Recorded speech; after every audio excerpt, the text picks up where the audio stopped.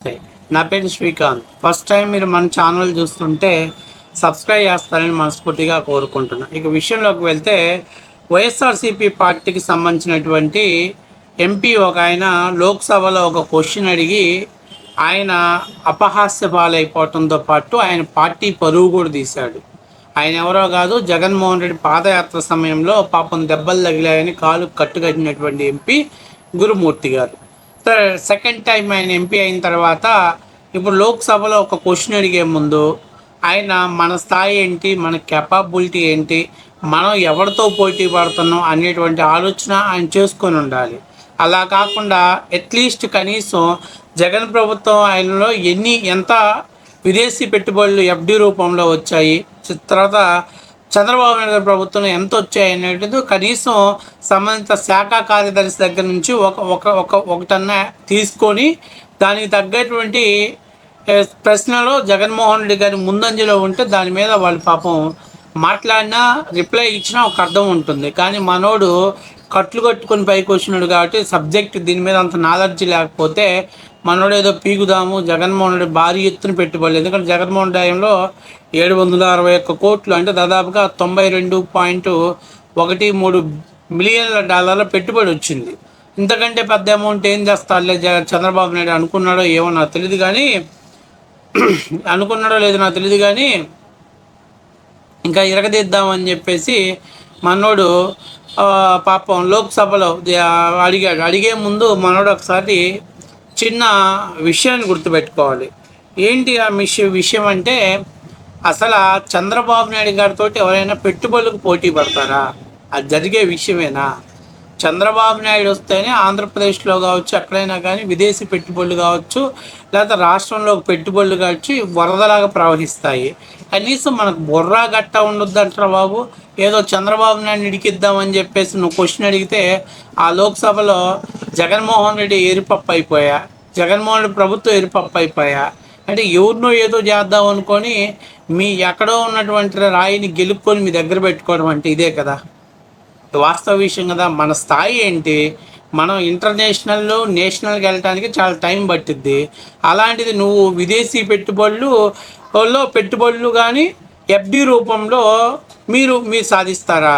సరే, దీనికి అడిగిన దానికి లోక్సభలో జగన్ పాలనలో 2023-24లో 760 కోట్ల రూపాయలు ఎఫ్డి రూపంలో వచ్చింది, దాదాపుగా $92.13 మిలియన్.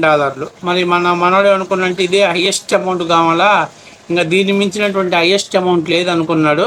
సరే, 2024-25 గాను ఆంధ్రప్రదేశ్లో ఎఫ్డి రూపంలో దాదాపుగా $233.34 మిలియన్ పెట్టుబడి వచ్చేసింది. తర్వాత 2025-26 గాను $608.59 మిలియన్ పెట్టుబడి వచ్చింది. అంటే జగన్మోహన్ రెడ్డి కనీసం గోసిగుడ్డకు కూడా దాంట్లో పూడ్చుకోలేదు. 10% కూడా పరిస్థితి, 10-15%లోనే మనోడు తోక ముడుచుకొని చప్పట్లు కొట్టాల్సిన పరిస్థితి ఏర్పడింది. ఇందులో ముఖ్యంగా చూసుకున్నట్లయితే ఇన్ఫ్రాస్ట్రక్చరు, అలాగే మిషనరీకి తయారీకి, ఎక్స్పోర్ట్కి ఎక్కువ ఇన్కమ్ విదేశాల నుంచి మనం ఆకర్షించగలిగాం. అలాగే ఐటీ ఉత్పత్తుల్లో కూడా మనం గణనీయమైనటువంటి మార్పులు తెచ్చుకున్నాం. ఇక్కడ ముఖ్యంగా ఒక విషయాన్ని గుర్తుపెట్టుకోవాలి. చంద్రబాబు నాయుడు గారు ముఖ్యమంత్రి అయిన తర్వాత, లోకేష్ ఐటీ శాఖ మంత్రి అయిన తర్వాత ఈజీ డూయింగ్ ఆఫ్ బిజినెస్ని నెంబర్ 1 ప్లేస్ నిలబెట్టడంలో తెలుగుదేశం పార్టీ కూటమి ప్రభుత్వం విజయం సాధించింది. అందుకని భారతదేశంలోకి వచ్చేటువంటి విదేశీ పెట్టుబడి, 4 విదేశీ పెట్టుబడుల్లో 1 విదేశీ పెట్టుబడి ఆంధ్రప్రదేశ్కి వచ్చింది. అంతేకాకుండా ఆంధ్రప్రదేశ్ విధానాన్ని ప్రపంచం అంటే దేశంలో ఉన్నటువంటి అన్ని రాష్ట్రాలు కూడా ఆదర్శంగా తీసుకోవాల్సిన పరిస్థితి ఏర్పడింది.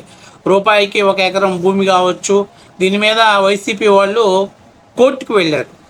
అలాగే కొంతమంది వ్యంగ్యాస్త్రాలు వేశారు. దాని మీద కోర్టు కూడా ఘాటైన వ్యాఖ్యలు చేసింది. మీకు రూపాయికి ఎకరం ఇస్తున్నారంటే ఆ కంపెనీ ఇక్కడ ఎస్టాబ్లిష్ అయిన తర్వాత ఎంతమందికి యువతకి ఉపాధి అవకాశాలు కల్పిస్తుంది, ప్రత్యక్ష పరోక్షంగా ఏపీకి ఎంత పెద్ద మొత్తంలో ట్యాక్స్ చెల్లిస్తుంది, ఇవన్నీ కూడా రాష్ట్ర అభివృద్ధికి దోహదపడుతున్నాయి కదా.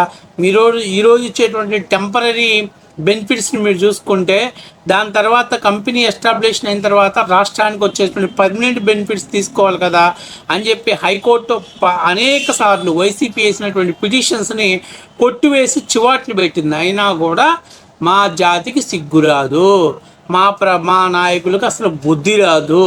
మేము ఎంతసేపు ఉన్నా జగన్మోహన్ రెడ్డి వేసేటువంటి ఎంగిలి మెతుకులు కాసిపడే లేకి బతుకులే కానీ మనం ఏదో ఇరగదీద్దాం, మనం ఏదో పొడుద్దామని చెప్పి ఆలోచన చేస్తారు. అక్కడికి వెళ్ళి పొడిపించుకోవడం రావడం తప్ప నుంచి పీకేది ఏం లేదు. ఎందుకంటే మనోళ్ళ ఆలోచన, మనోళ్ళ స్థాయి అక్కడికే ఆగిపోయింది.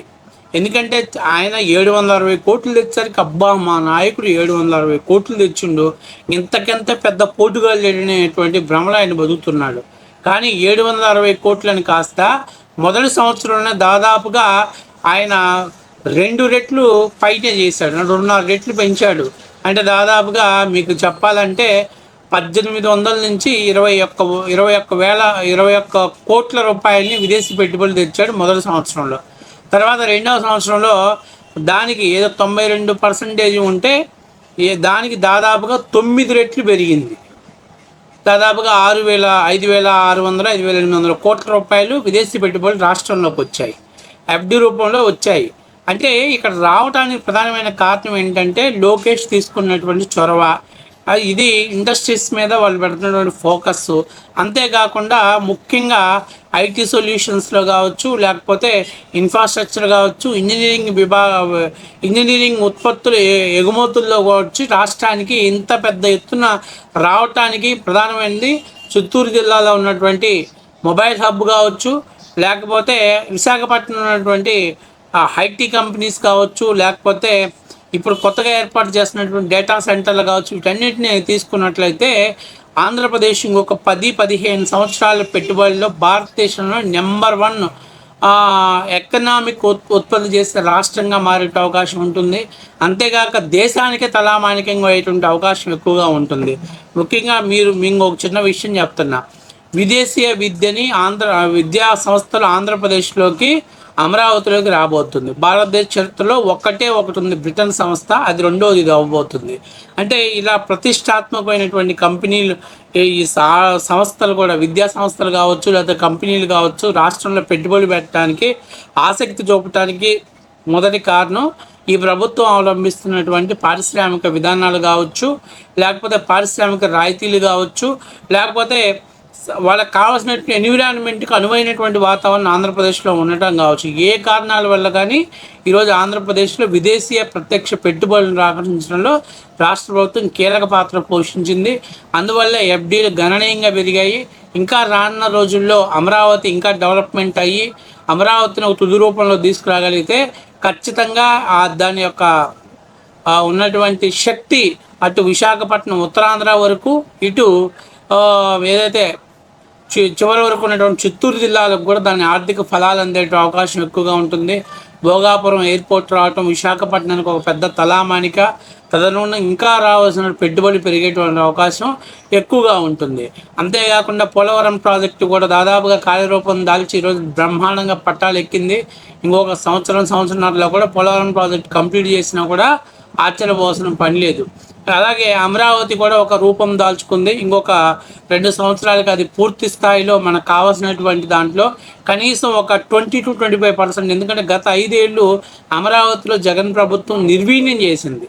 కాబట్టి దీనివల్ల కూడా రాష్ట్రానికి ఎక్కువ పెట్టుబడుల అవకాశం ఉంటుంది. కాబట్టి ఎంపీ గురుమూర్తికి నేను ఏం చెప్తున్నానంటే, ఏదో పీకుదామని పోయావు, ఇవాళ జగన్మోహన్ రెడ్డిని అపాస్ పాలు చేసావు. అలాగే సంక్షేమంలోనూ జిఎస్టీలో కూడా 14% వృద్ధి రేటు నమోదు చేసుకుంది ఈరోజు ఆంధ్రప్రదేశ్ ప్రభుత్వం. ఇది నేను చెప్పింది కాదు, మీ పార్టీకి కొమ్ముగా జర్నలిస్ట్ సాయి చెప్పాడు. వెల్ఫేర్ ఇస్తూ అలాగే కొనుగోలు శక్తిని పెంచడంతో పాటు రాష్ట్రంలో పారిశ్రామికవేత్తలకు అనువైనటువంటి వాతావరణం క్రియేట్ చేయడంలో కూడా చంద్రబాబు ప్రభుత్వం విజయం సాధించింది అనేది కేంద్ర ప్రభుత్వం తన లెక్కల్లో క్లియర్గా స్పష్టంగా తెలియజేసింది. అయినా సాక్షిలో మాత్రం కారుమూరి వెంకటరెడ్డి గారు వస్తాడు, ఎక్కడ తగ్గింది అక్కడ తగ్గింది అనేటువంటి ప్యాచప్ వర్కులు చేస్తూ ఉంటాడు. కాబట్టి నేను చెప్తానంటే ఆ తగ్గినవన్నీ పక్కన పెట్టేయండి. ఫైనల్గా రాష్ట్రానికి ఎంత అవుట్పుట్ వచ్చింది, గతంతో ఇప్పుడుతో పోల్చుకుంటే రాష్ట్ర భవిష్యత్తు ఏందో చూసుకోవాలి. కాబట్టి మొత్తం మీద గురుమూర్తి గారికి మనం మనస్ఫూర్తిగా ధన్యవాదాలు తెలియజేయాలి. ఎందుకంటే ఆయనంతటా ఆయన గెలుపుకొనే రాష్ట్రానికి ఏం జరిగిందో ఏమొస్తుందో అనేది మొత్తం తెలియజేయడంతో పాటు జగన్మోహన్ రెడ్డిని కూడా వీపింగ్ చేయడంలో ఆయన అడిగినటువంటి క్వశ్చన్ ఉపయోగపడింది. సో దానికి మనం మనస్ఫూర్తిగా ధన్యవాదాలు తెలియజేయాలి మన గురుమూర్తి గారు.